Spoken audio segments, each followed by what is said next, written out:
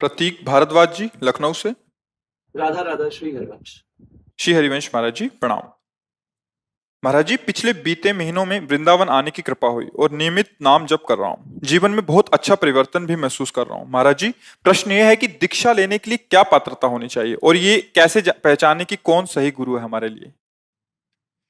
जिसके दर्शन से, जिसके संभाषण से, जिसके चिंतन से हमारे अशत वासनाएं नष्ट होने लगे, हमको गलत आचरण चुभने लगे, जलन पैदा करने लगे कि ये जो अभी तक हुआ अब नहीं करेंगे, मेरे द्वारा ये क्या हो गया, अब ऐसा नहीं होगा, हे प्रभु मैं आपकी शरण में हूं।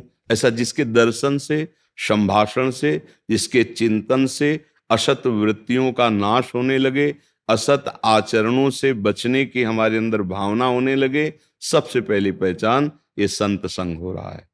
संत संग का तात्पर्य होता है असत क्रियाएं, असत चिंतन, असत वार्ता, असत भाव, इनका नाश होना। तभी तो सद्भाव, सतचिंतन, सत्क्रियाएं सत्संग के द्वारा प्राप्त होती हैं।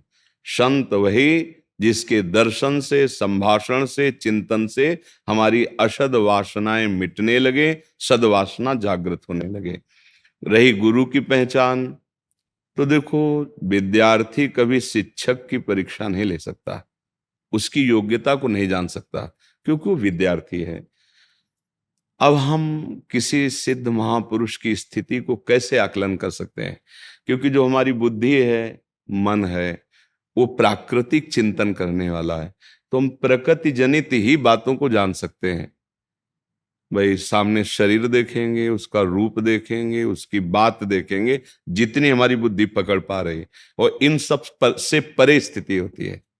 शरीर कितना भयानक दुख से वर्तमान में ग्रसित है, कोई बाहरी ऐसी बात हो सकती है जो तुम्हें लगे कि ऐसा सब होते, वो एक परमानंद की अद्भुत स्थिति में अंदर से, वो तुम देख ही नहीं सकते।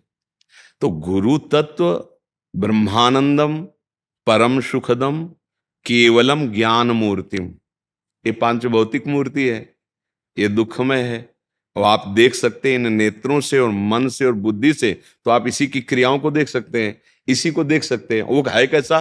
जो गुरु है वो ब्रह्मानंदम परम सुखदम केवलम ज्ञान मूर्तिम द्वंद्वातीतम गगन सदसम तत्वमस्यादि लक्ष्यम एकम नित्यम विमल अचलम सर्वधी साक्षिभूतम भावातीतम त्रिगुण रहितम सदगुरुम तम नमामि। अब बोलो हमारी स्थिति नहीं कि हम ऐसे महालक्षणों को देख पावें, तो क्या करें? भगवान से प्रार्थना करें कि आप ही हमारे गुरु हो। गुरु ही भगवान होते, भगवान ही गुरु होते। कोई व्यक्ति किसी का गुरु नहीं बन सकता और गुरु कभी व्यक्ति नहीं हो सकता, दोनों बात समझ लिए। तो हम भगवान से प्रार्थना करें कि हे भगवान, आप जिस रूप में गुरुदेव रूप से मिलना चाहते हो, या आप हमारे पास आ जाओ या हमको आप घसीट लो। तो वो जब पहुंचाएंगे, या वो जब आपको वहां पहुंचा दें या उनको वहां पहुंचा दें, उसमें कोई संशय नहीं होगा, क्योंकि भगवान के अनुग्रह से ही सदगुरु रूप भगवान की प्राप्ति होती है। पर हम सत्संग या संत संग का लक्षण इन तीन बातों से जान सकते हैं। हाँ, हमारी क्रियाएं, हमारा चिंतन और हमारी जो भी भावनाएं, वो सब सत्य की तरफ चलने लगे, तो समझ ले कि हमारा संत संग हो रहा है। और यदि ऐसा नहीं, तो या वो संत नहीं है या फिर हम उनकी आज्ञा पालन नहीं कर रहे, दोनों बात हो सकती है। अब रसोई बना के दे दो, आप पाओ ना, तो फिर क्या है? तो ऐसे मंगलमयी अनुभूत बातें उनकी जो निकल रही, उनमें उनकी सामर्थ्य है, आप उनको स्वीकार तो करो। तो देखो, जो आप नहीं छोड़ पा रहे थे उनकी सामर्थ्य से छोड़ दोगे, उन वचनों के साथ सामर्थ्य है, आशीर्वाद मांगने की जरूरत नहीं। जो संत महापुरुष जन होते हैं, उनकी वाणी में सामर्थ्य होती है, वो सुनते ही आपको अपने रंग में रंगने लगेंगे, सत में लगाने लगेंगे, क्योंकि उसके साथ पावर है। हाँ, यदि आप उनकी आज्ञा के विपरीत आचरण करेंगे, तो फिर जो पावर ग्रहण करने की सामर्थ्य वो हट जाएगी, फिर आप दसियों वर्ष उनके समीप रहो तो भी लाभ नहीं मिलेगा। बात समझनी है। अगर बात मान गए तो दसियों हजार कोस दूर से भी उनकी बात में वो सामर्थ्य कि आपको उठा देंगे।